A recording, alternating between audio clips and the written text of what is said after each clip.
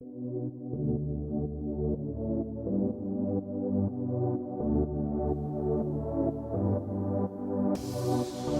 people know when they have more to do in a week than what's humanly possible.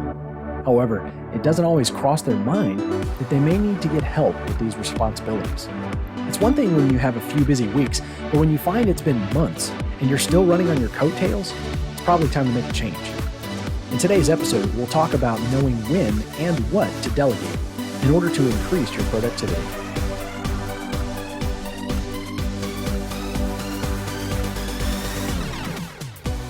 Welcome to Empowering Productivity, the podcast that empowers you to break the mental chains that keep you from producing.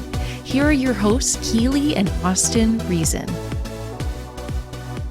We've talked about this before, but when you get behind on your task list, it's really easy to fall into a guilt spiral. The further behind you get, the further behind you will get, and it's really hard to catch up or pull out of it. Your productivity tanks because you're spending every day of your week just putting out fires. And the best way to increase your productivity is to get help with your responsibilities. And I think a lot of people, I talk to business owners all the time about this, they feel so scared about this, and I kind of don't know why. There's a lot of different factors that I think go into it that we're gonna get into. There's fear of the unknown. It's difficult to trust people.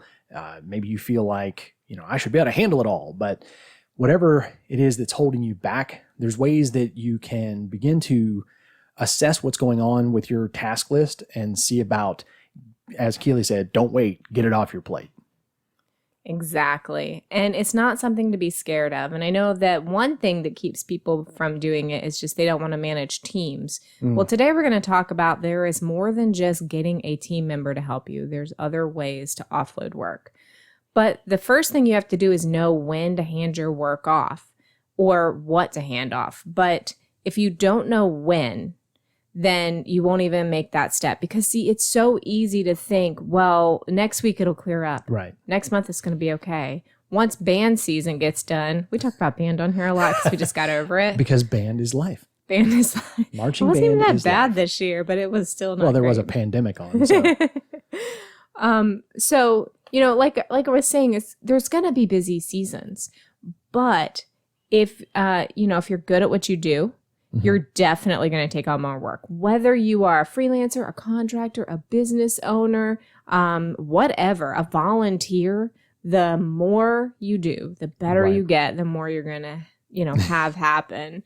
Like, I remember my mom went to work as a volunteer at our church and ended up being given a job there, and it turned into like full time. I remember you taking a summer job part-time to answer phones and ended up being almost a paralegal by the time you were done a few years later. Yeah, so it's really important to know that your workload is going to grow. And it's just as a reminder to you, don't feel guilty. You can't do everything. We were designed to get help. We are not nearly as community focused as we once were as people, but we need to rely on each other and other people. Yeah, sort of the myth of the self-made man doesn't really help out with that. We're given the impression that you're supposed to just, get it done, figure it out, pull yourself up by your bootstraps and whatnot. And what a lot of people don't think about is that there's rarely the self-made man who literally did it all himself. It's the self-made man who knew how to reach out to other people, who knew how to delegate to other people. And so knowing that, okay, it's time to do that is an incredibly important skill. I would throw in one last thing about the timing that we kind of hinted at, I think, a couple of weeks ago, where you saw this wave of work coming your way. And so even though you're already pretty good at delegating and getting things off your plate and managing your team, you realized, hey, there's stuff coming. And so you made preparation for that. So are you, business owner, entrepreneur, whatever your task is, whatever your role is in life, parent, whatever it is, are you looking ahead and seeing the things that are coming and delegating, getting things off your plate so that you're ready for when those things come? Or are you, we keep referencing running on your coattails. Are you only reacting to things as oh my gosh, my to-do list doubled this week? Well, didn't you know last week that it was going to? Maybe you didn't, but sometimes it's coming. So get ready for it. Make way for it. So you got to know when to start delegating and handing off work. But number two, you also need to make a list of all of your responsibilities. So if you assess, all right, it is time for me to do this, you got to know what to hand off. And so you have to make a list of everything it is that you've got to get done. And I'm going to challenge you a little bit here that it's not just in your work life. It needs to be work and personal, because especially if you're an entrepreneur, especially if you're a business owner, but even if you're not, even if you're working a regular job, there is an overlap, right? And things not getting done in the business world, in your work life, is going to bleed over into your personal life. How many times do you have to bring work home? How many times do you have to stay late or whatnot, and begins to affect your personal life as well? So take and just get an inventory of all the things that you have to do, all the things that you have to accomplish, personal and business. Then you look at that list and make notes on each item. What are items on this list that only you can do, right? Kind of just scratch those off. If you are literally the only one that can do them, then those aren't the ones you're going to delegate. Those are going to stay on your plate, on your to-do list.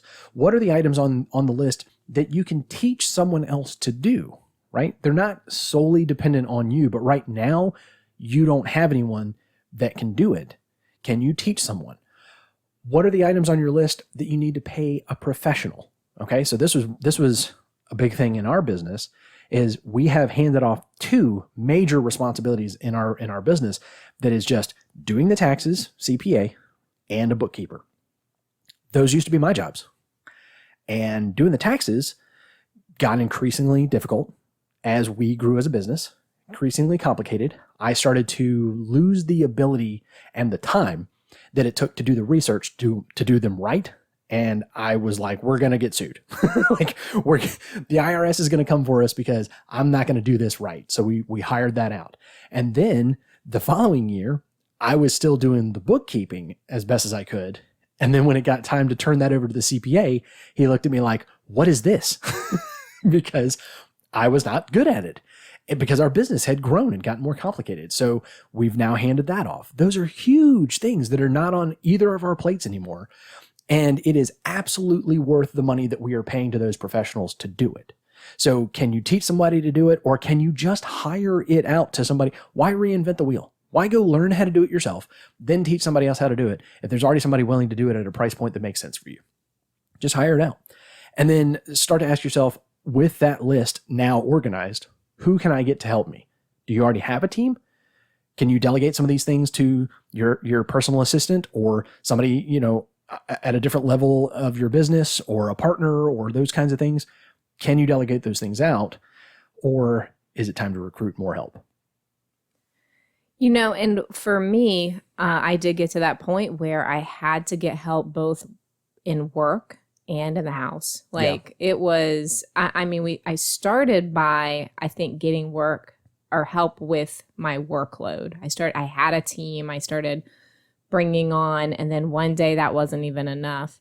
So it's tough. It's very difficult and scary to hand off tasks, because now you have to trust that the other person is not only going to do it, but that they're going to do it at a rate that with a kind of quality that you'd be okay with. So you do have to be willing to know that it's not going to be what you want it to be. So when you start handing off your tasks, you should start small. Start with small parts of your responsibility. You don't need to push off your whole thing onto someone else, especially if you got to teach them or train them. And you may end up finding that if you give them all of it, then now you're in a bind where you don't have enough to do. So start off by handing small parts of your responsibilities to people. Tell them how long you want them to spend on that task, or how long they should expect it to take. Give them a deadline, and then check in on them one time, but don't micromanage. And I always say give off some projects or some tasks that if they didn't get done, your business wouldn't drown, or, there wouldn't be major repercussions. Because unfortunately, when you're trying somebody out and you're trying to teach them, you don't know what they can and can't do, or whether or not they're going to show up. And that's okay. You have to take those risks. Yeah.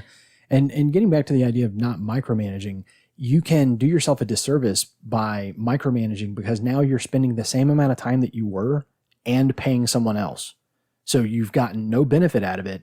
You just have an additional invoice to pay with no work that came out of it. You're still too involved in it. So maybe give it a little bit of breathing space. Yeah, and I have to tell some people that work with me, like there are those people that like are the question people. Like they don't want to make a single move until they've asked you about 10 questions. And I'm just like, just do it. And then I'll check up on it later on. Like, if you will come to me with something you did, I'll be able to give you feedback. But prior to that, no, you just got to do it. And they're like, it's hard for them to jump off and do it. Which is, the other thing about focusing on building relationships with the people you need to delegate to. I think that's so key because I manage fully remote teams. I never see these people in person, whatever. I mean, maybe some video calls, but I really do have to develop a relationship with them so I can figure out what are their interests, what are they going to be good at. And not only that, it keeps that communication between us. If they don't like something or they can't do something or they're worried, because I have also the people who will not come ask me questions. Mm-hmm. And so now they're just researching it and trying to figure it out on their own. And they're taking way too long. They're reinventing the wheel because you've already got the answer. Yeah. Yeah. So if you develop relationships, and this is the same thing with your kids or your family or whoever else, it's not just in a professional environment. You need to, the people that you're getting to help you do things, what are they going to be happy about? You probably have friends and family that want to help you, but you're not giving them that opportunity to do it. And, we were really, really sick a couple of weeks ago and a friend offered to go to the store for me. Well, we had already did the grocery pickup, but I really needed one thing.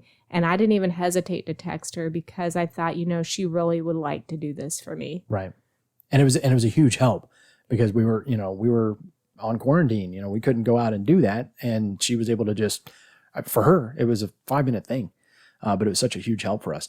So as you're building your relationships, one thing that we found that can help, number 5, develop a team mindset. We actually started this in home with our family.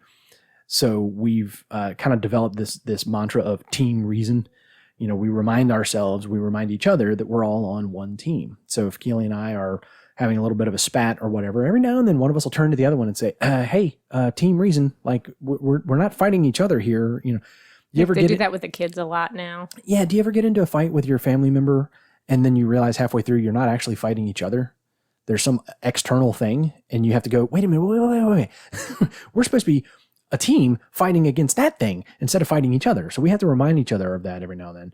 And so if we're in that team mindset at home and at work, then it's no longer about, competition and dogpiling and everything and seeing who can be king of the mountain this week. It's we're all moving in the same direction. So how do we get there? So with our kids, because remember we talked about you got to do this in your personal life as well as your business life. With your kids, a lot of people don't see their kids as a part of the household team. We've known so many families who just don't expect things out of their kids. It's like, go to work. I'm sorry, not even go to work. Go to school. Go to school. It's like go to school and study, and then whatever. And Keely said something years ago that blew my mind. That all of a sudden turned me into an adult when it came to chores. Like I'd never thought about them this way. Okay. She was like, there are 5 of us. If we don't all help with the laundry and the dishes and the cleaning, we will drown. Like the house will fall apart. We won't make it. And I've watched couples or, oh gosh, heaven help them, single parents, single moms that don't expect things out of their kids and they just run themselves to death. They wake up and 2 hours before the kids, get everything ready and then get them off to school. And then they go to their work and do things. And then they come home and they make the dinner 100% by themselves and they set the table and they clean and they wash up and they do all and then they got to do laundry and they do 1,000 things and they just run themselves ragged. And I'm like, why isn't your kid folding that load of laundry? Why isn't your kid the one clearing the table? We have instilled that in our kids from a very early age that they're part of the team. And Keely not only put it in perspective for me of like the house will collapse. Like if we don't all do stuff, for the boys, she's put it in the perspective of, okay, we talked about watching a movie tonight, but guess what? That can't happen until the dishes are done. Yeah, So if we have nowhere to sit on the couches. yeah, because they're we can't covered do in this. laundry, then guess what? And all of a sudden it's like, one of the boys will go, "Hey guys, let's fold this laundry, like let's get it done, And I say that like we're magic. That is rarely that it happens exactly like that, but it is a motivating factor. It's like, okay, we can't do anything until the dishes are done. Guess what? All of a sudden the dishes are being worked on. Right. So, look inside your family and see who can help out. Spouses, help each other out. There's a lot of times where one spouse is carrying a lot of the load in this area, not that area. And sometimes that's a good balance that works out, but sometimes it's out of balance. How can you help each other out? And then with your business team, whether it's your independent contractors, your employees, your partners, whoever it is that you're working with. Keely talks about how she used to have a pile of work and kind of turn the team loose on it. And it was all one type of work and all of the contractors were one type of contractor. And it was basically like, come and get it, first come, first serve. And it was kind of like a healthy competition to like motivate them to work fast. But then over time, it wasn't one pile of one kind of work and one group of one kind of contractors. It was all kinds of stuff. And so we had to change that mindset. And thankfully we did that pretty early on, where we started developing, what we call the R5 teams, because now we go, hey, if you're running behind on this task A, because you're doing task B, go get someone else on the team and pull them in for help for task A. If they're trained on how to do it and they know what they're doing, then make them a part of that. And so if you can develop that team mindset at home and in the business, your job, your corporate life, whatever it is, you're going to find yourself delegating a lot easier and knowing when and how to do that. Yeah, and I mean, both of those approaches have their ability to be effective, as far as kind of having the healthy competition and doing the team. So we found that it was better for us long-term project-wise to develop teams versus a lot of independent people trying to just get work done. So, it's really important that you have the right amount of work to do every single week. And when you do, it will increase your productivity. So next week, we're actually going to talk about increasing your task list or at least, getting that balance on your task list so that you have the right motivation and stuff to get work done. Because honestly, depending on your personality, there is a certain amount of work you have to have on your plate at all times in order to be productive. This is something that has just come into focus for me as you and I have been talking about this in the last few months, that there's a difference in what a good task list looks like to different people. I didn't know that people didn't see it the same way that I did. So I'm looking forward to talking about that next week. We wanted to give you guys, though, a real good concrete way of getting some of your tasks off your plate. So as we've mentioned before, we are R5 Website Management. We offer all kinds of services to small businesses. So we're website management, right? So our focus is online, and we can help you to increase your online presence. We can help you to manage your website. We can help you out with social media. We can help you out with content for your website. If you don't have a website, we can start you one up from scratch. We can build it out for you. If let's say you're a small business or a brand new business or both, and you're just not online, we can help you get there. We have a couple of different tiered options that will get you online quick and fast and cheap. And we have a couple of options that are more comprehensive that will, and when I say get you online, I don't necessarily mean you have an amazing website, in 3 days for $2. That's not what we're saying. But we do have ways that we can take you to the next step. Wherever your business is currently, we want to take you to the next level, take you to the next step. And there's all kinds of aspects to that you might be able to do. You might be able to go out and learn. I take that back. You absolutely can. Go out there, research, learn how to do it, spend the time, spend the energy, spend the days and nights figuring out how to make it happen. Or, as we talked about earlier, you can decide that it's more beneficial to you to find some pros that know what they're doing, that have already gone through that process, and you can hire us to do that. So we would love to help your business go to the next step with your online presence. We also do other things like newsletters, email lists, and different things like that. We can help you If you already have some sort of a lead capture mechanism, but you don't know how to effectively use it, we can help you build a strategy for that and even execute that strategy for you. Maybe you don't even know half the words that I just said, and you're like, what is lead capture and email strategy? We'd love to have a conversation with you. So first of all, you can bring us on for any one of those tasks, but if you are overwhelmed in any way about your business and the internet, we'd love to set up a free strategy session with you. So give us a call. Give us Call us.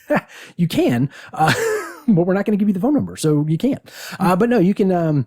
Because we are a good online business, you actually could look us up and you could find the phone number and you could call us. But that's a different matter. What we'd like you to do instead is to email contact@r5websitemanagement.com, and that'll get you directly to me and Keely, and we can set up a great time for you. So we have a great team. We have some resources, some talents, and some experience behind us that can take you to the next level, take you to the next step without you having to do all that stuff and reinvent the wheel yourself. So make sure that you reach out to us, contact@R5 Website Management. We'll be happy to set up a time to discuss your project and take your business to the next level.